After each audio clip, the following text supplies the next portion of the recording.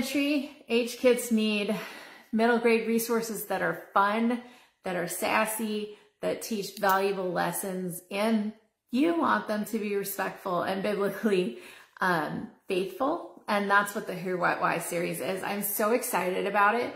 It's the perfect resource to teach your kids about history while helping them apply biblical truths to their own lives. Let's talk about the resurrection set in the Who, What, Why series. So the New Testament in the Bible, we don't always think of it as history. Like when we think of Christian history, we don't always think of biblical history as the same thing, but it is. It is the history of our family. It's just written in scripture, which is inerrant, infallible, and inspired. So that part of the information is different, right?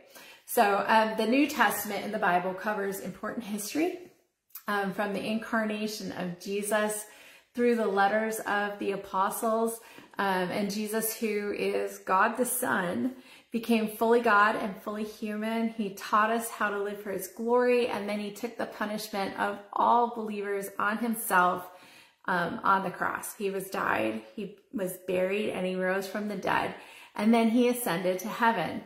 And one day, believers will also be resurrected to live forever with Jesus on the new earth. So that's incredibly exciting news. We want our kids to understand that at a deep level, and you can teach your kids about these truths with fun narrative and important biblical truths, theological doctrine from the Who, What, Why series.